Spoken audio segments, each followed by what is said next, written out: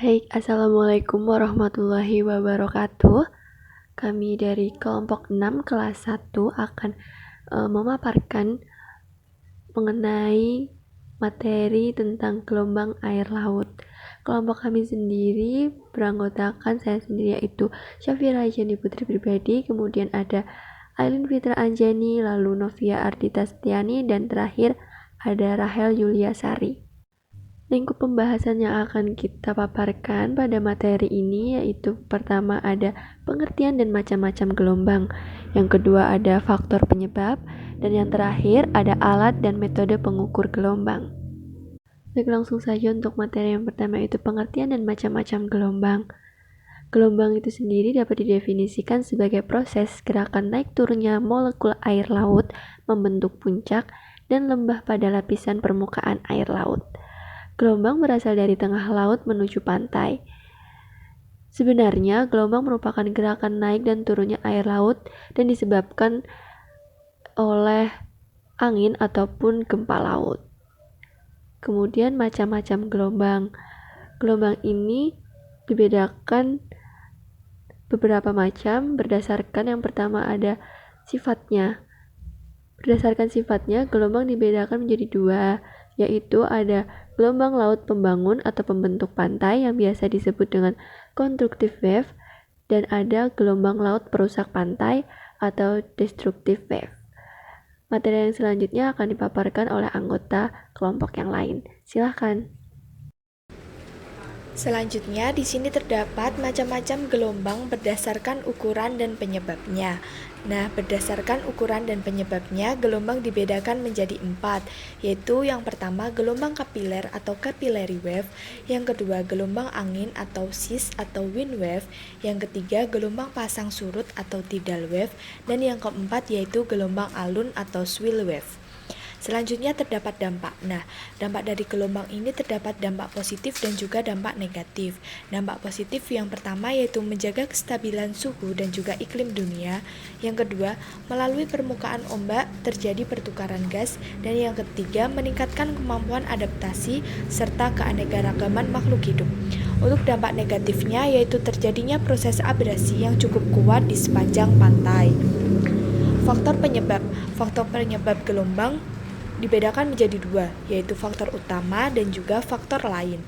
Nah, untuk faktor utamanya yaitu angin, meliputi kecepatan angin, panjang atau jarak hembusan angin, dan juga waktu atau lamanya hembusan angin tersebut. Untuk faktor lain dan selanjutnya akan dijelaskan oleh teman saya. Baik, saya akan menjelaskan tentang faktor lain penyebab dari gelombang, yaitu ada gempa atau aktivitas seismik atau tsunami, kemudian adanya gunung meletus, dan adanya gaya tarik benda angkasa yaitu bulan dan juga matahari. Nah, di sini terdapat gelombang dalam juga. Gelombang laut itu dapat terjadi di lapisan dalam atau pada bidang antara dua lapisan air yang mempunyai densitas berbeda, yang disebut dengan gelombang dalam atau internal wave. Nah, berdasarkan perbandingan antara kedalaman perairan dan juga panjang gelombang laut itu dapat diklasifikasikan menjadi 3, yaitu yang pertama ada gelombang perairan dalam, di mana kedalaman dan juga panjang gelombangnya itu kurang dari 1/2. Nah, yang kedua itu gelombang perairan transisi, di mana kedalaman perairan dan juga panjang gelombangnya itu kurang dari 1/2 atau juga 1/20.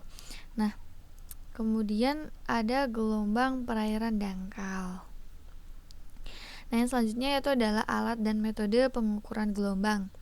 Nah, metodenya ini, teknologi pemantauan gelombang itu telah berkembang selama 40 tahun terakhir, seperti wahana terapung seperti Waveboy yang digunakan secara luas di seluruh dunia untuk mengukur gelombang permukaan, yaitu sebagai referensi atau validasi data ramalan.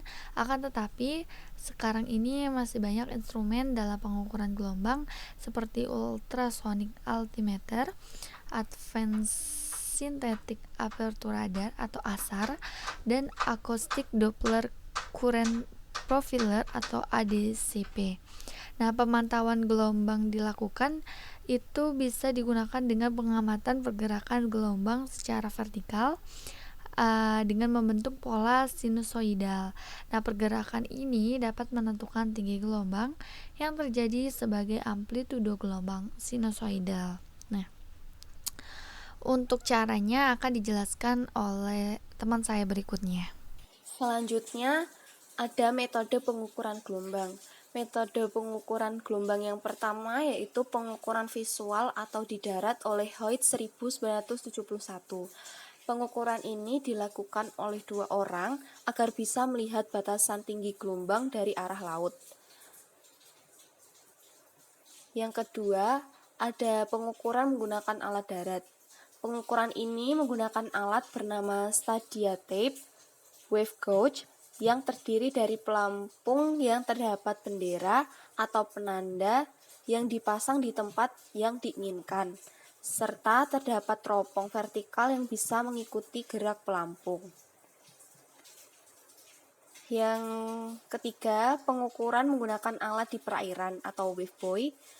Rancangan alat untuk gelombang salah satunya adalah wavebuoy yang dibuat sederhana menggunakan sistem elektronik yang menyimpan data hasil perekaman selama waktu yang ditentukan. Buoy juga menangkap akselerasi gerak akibat naik turunnya permukaan air. Umumnya dipakai di lepas pantai. Selanjutnya ada pengukuran secara elektronik.